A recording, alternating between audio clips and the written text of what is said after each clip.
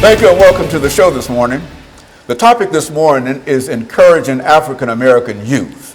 And we're fortunate to have with us two persons to talk about some of the challenges that we face today dealing with not only African American youth, but our youth in general. But we are especially concerned with African American youth doing this particular show.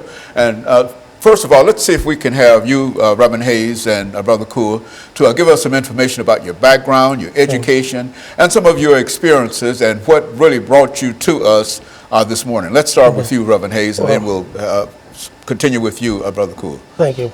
One of the things that I've been attended Tennessee State University after graduating from the Great Pearl High School. Attended Vanderbilt Divinity School and Gammon Theological Seminary, where I obtained a Master's of Divinity degree. I also been a youth coach from the time I was like 18 years old. For many years, I coached Little League Baseball. We won a lot of ball games. I also coached Little League Football, and I coached the basketball team youth at that time at Gordon Memorial Church. So I've been in coaching for a long time as far as youth was concerned. So I've been able to put back a little bit with a lot of youth. And so you're very familiar with some of the problems that we are talking about and some of the challenges that we have to face dealing with young people. Is that what we're saying? It is, because back when I was coaching, it was a little bit different. You could, be a little bit tougher on kids. Nowadays, it's more challenging because everything is kind of up in the air. Kids are not getting the same motivation and instructions that they used to get. And so now we have to kind of take a step back and go back and try to make sure that we are giving our youth opportunities to succeed in life. And Brother Cool, let's look at your background, your education, some of your experiences doing this particular segment. Well, Reverend Haney, I want to thank you for having me here today. My name is RCoure. I'm a native Nashvilleian. I attended the public high schools here in Nashville.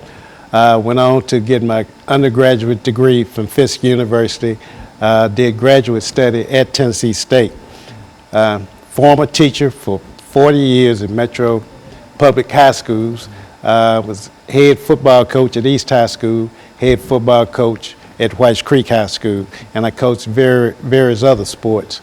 And I'm very concerned about our youth today, and so that's why I'm especially happy to be here to talk about some of the issues that's happening in our community. Okay, I'm married, have one son, and two lovely grandkids, and both of those kids attend Gower Elementary School.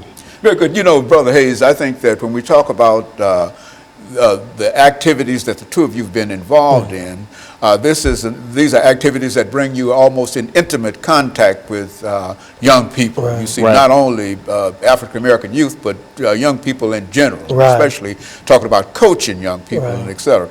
And so I think that within that context, we should have quite a bit of information in terms of what are some of the issues that these young people face today and how we might be able to deal with some of these issues. Because I think that being a football coach, a baseball coach, and Brother RCoure, you've been all kind of coaches for many years. And I think that you bring just a wealth of information and knowledge in terms of how to deal with these young people, what we call African American youth. But I think that we all understand that all youth essentially are the same. You see? And the only reason we're talking about African American youth is simply because it appears that we have so many problems dealing with our young people. You turn on the television set every morning to get the news, and you find that there's killing and et cetera. And so that's what we're trying to do today. There's various factors that fall into that situation where our youth is heading today, and maybe we can talk about some of those topics and help improve the young men in our communities. Very good. And what we're going to do, we're going to take our first commercial break, and then we come back with an 8-minute segment. and that will give us an opportunity to look down deep into some of the challenges that you have. I mean, some of the experiences that you've had on the playing field, in school, and et cetera, and perhaps use that as an example of how we might be able to sort of broadcast this information, knowing that nothing that we're going to say here is new. Right. We've all heard this before and et cetera, but nevertheless, we appreciate hearing it again. And so what we're going to do, we're going to take our first commercial break, and we'll be back with our audience following this very, very short commercial break.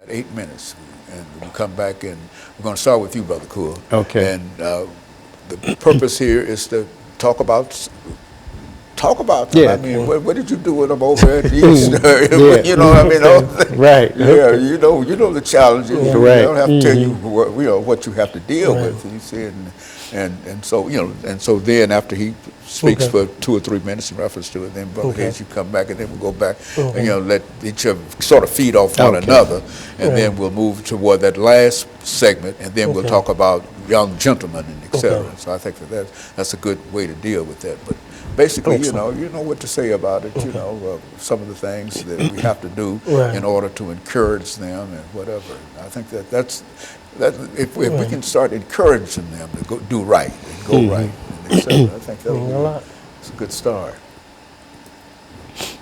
So this will be a 8-minute segment here.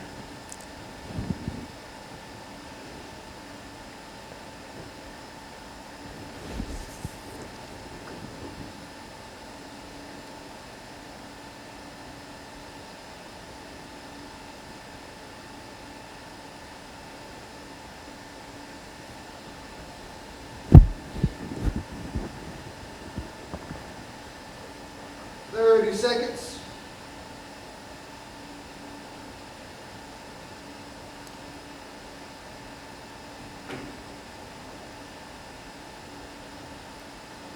Stand by.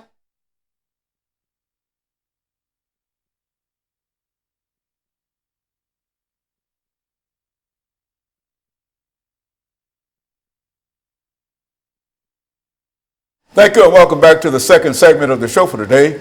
We're talking to Reverend Daniel Hayes and Brother Richard Coure from John Wesley United Methodist Church, we might add, because I think that both of you play significant roles in terms of your church experiences dealing with these youth and their aspirations and et cetera. And so what we'd like to do now, Brother Coure, is to have you to start us off by giving us some information in reference to what you have done over the many years in terms of dealing with young people and how some of the things that you do.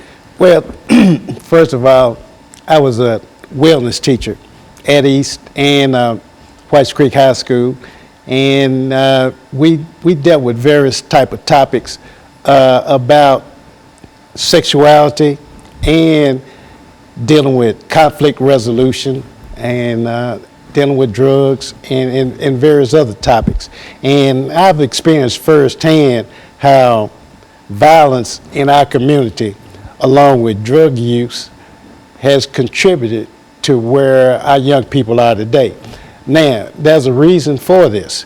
Most of our students were on the low end of the socio-economical level, and a lot of times, money can put people at ease, and lack of money will want people to go out and do things illegally in order to feel good about themselves. And this is one thing that I try to teach, is that we have to be productive citizens that will contribute to society, give back to society, and not just go out there and break laws, and even though you may disagree with some of the laws, but there's certain rules and regulations, excuse me, that we have to live by.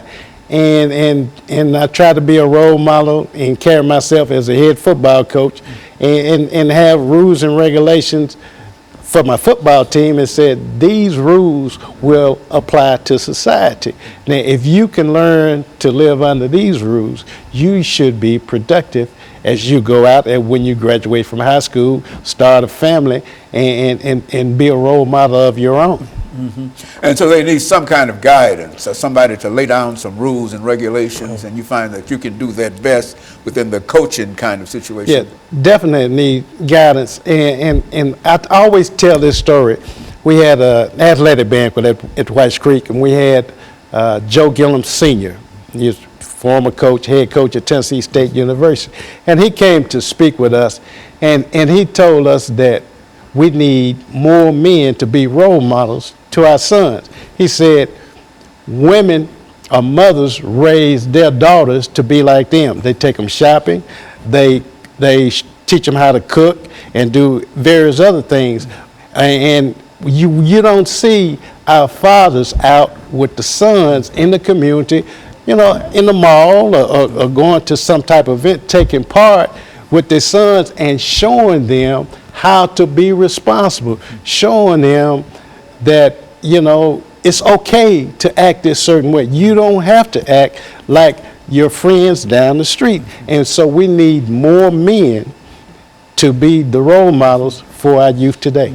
And Reverend Hayes, I understand that you've had an extensive coaching career. Not only are you involved in the ministry, but you consider yourself a coach, right, in a real right. sense. And so what, in terms of meeting those challenges, what do you do in terms of talking to young people? Well, one of the things that during my time that I was a Little League coach, baseball and football coach, I was very strict. We had a lot of rules, as Coach Coure was saying, had a lot of rules, and my players had to walk by my rules. Also, I had a relationship with the parents, and a lot of parents, if the kids would miss school because I did a lot of coaching, most of my boys came from, at that time, either Preston Taylor or John Henry Hale. And if their parents had any problems with them, they would always call me. And I was able to set a lot of them straight, and a lot of them are doing a lot of good today. And so I think, as Coach said, that we have to stand up and take more of a role in our young men and young women's lives so they can be the people that we want them to be, but not just us, but that God wants them to be. And so that means we have to be tough sometimes. And we have to have some rules and some regulations to say, this is what we expect of you. And that's what I did in coaching. I expect to win. I mean, Coach Coure was one of the greatest football coaches in high school. And so in Little League, I felt I was a great coach. And I was good because I didn't believe in losing. But at the same time, I believed in pushing those kids to be the best that they could be. And so in a real sense, they live by example. I mean, if they can see a good example, then they are more than likely to follow it. Is that what we're saying? Yes, most definitely. You have to have a role model that people look up to. And on the way over here, I was just thinking about sometimes we look at the wrong role models, and I look at a guy like Puff Daddy, whatever his name. You see, when he goes out into the business world, he has a shirt and tie and a suit on, even though, you know, he may put out various other type music. But you see, in order to him to be successful, he have to be a certain way. We can't live in a bubble or a vacuum.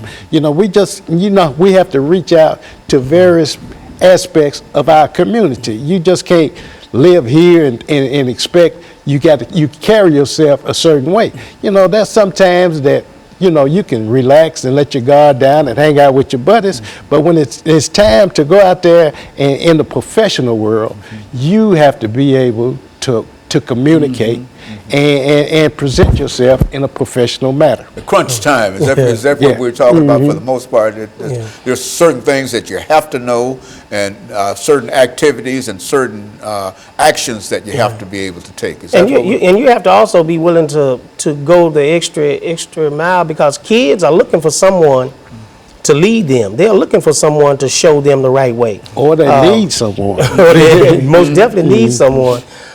You know, when people would when I was coaching Little League baseball at White City Park, And my team, I could walk off and go talk to other coaches and tell my team to sit on the hill. I knew my boys was going to sit on the hill, because if they came off the hill or they did something wrong, they knew they were going to be running about 10 laps at the next practice, because we believed in trying to teach them the right way. And that's what we have to do, go step back now and teach our kids nowadays to do things the right way so they can be all that they can be. And if we don't do it, then we're going to continue to lose our kids. And of course, we're getting ready for this second commercial break, Brother Cool. And when we come back, we'll have an opportunity to get into a program, Reverend Hayes, I think that you have dealing with young people. And we'll be back with our audience following this short commercial break.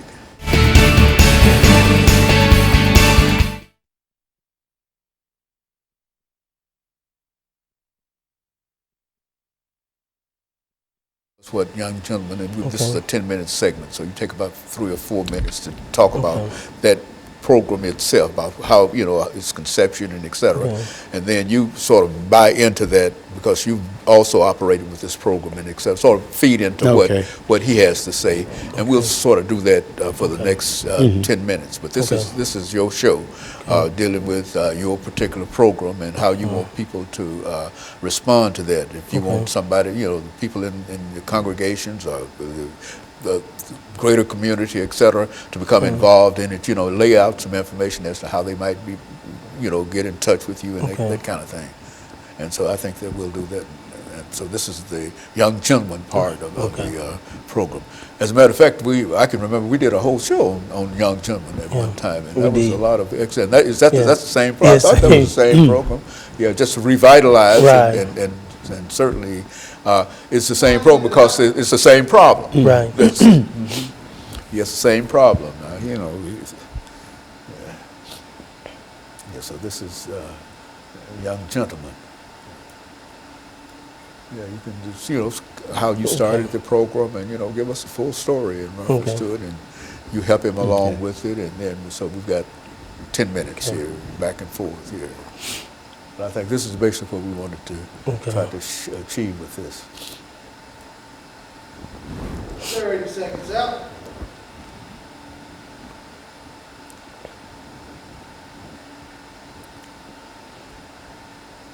Stand by.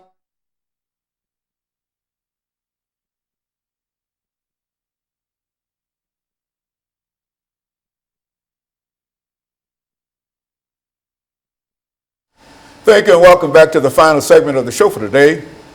The topic today is encouraging African American youth, and we're talking to Pastor Daniel Hayes and Brother Richard Coure from John Wesley United Methodist Church. And of course, I think that Reverend Hayes has a program that he has developed in reference to efforts to encourage young African Americans. So let's start off with you, Brother Hayes, by having you to give us some information in reference to the conception of your program, and anything that you'd like to deliver in reference to that, and Brother Coure will help develop that. One of the things, several years ago, I looked into a program of turning boys into gentlemen. We seem to be losing that.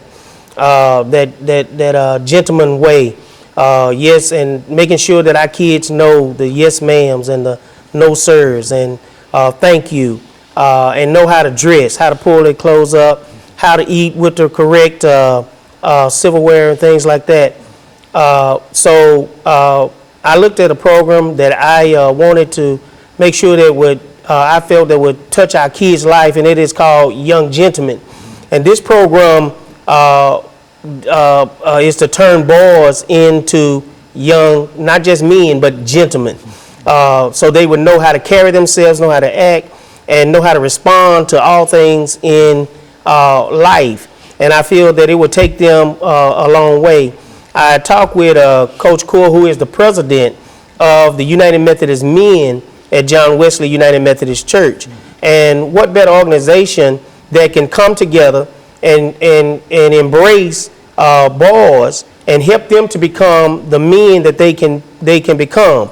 So United Methodist Men is just excited about helping the boys in our community. And we want everyone to know it's not just about John Wesley. Anyone can bring their boys from the ages 6 to 15 to join the Young Gentleman Ministry at John Wesley. They don't have to be a member. We just want them to be part of the ministry so they can grow, and parents can see a difference in their children. They can see a difference in their young boys, and they can see how they will change in life. They won't have to worry about them wearing their pants down. They don't have to worry about them having guns all the time. They won't have to worry about them using language that is inappropriate. So those are some of the things that we want to make sure that our young men are learning. And Coach Coure and the other United Methodist men have embraced it and are doing an excellent job.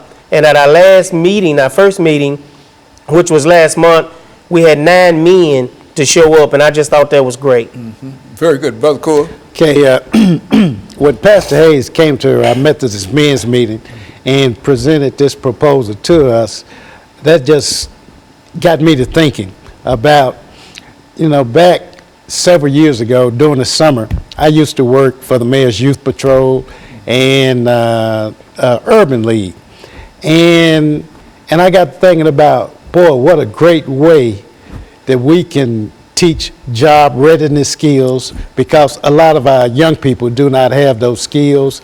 Also, conflict resolutions, and just various topics that young men need to know right now. Also, building self-esteem. Positive self-esteem is one of the big things that we need to have, because if you don't believe in yourself, you're not going to go out and be able to present yourself in a successful manner. And so I said, wow, we can do this, and also teach our young people, our young men, personal hygiene, how as they grow older, they go through different type of changes throughout their body, and they have to do certain things. So all of this fits right into what we were doing with the Urban League and the Mayor's Youth Patrol, and also showing them how successful work. You build on success. If you're successful in working, you're going to be successful in life. And you have to just keep right on building. Now, if you're not successful, there's another way of doing it. You can fake it till you make it.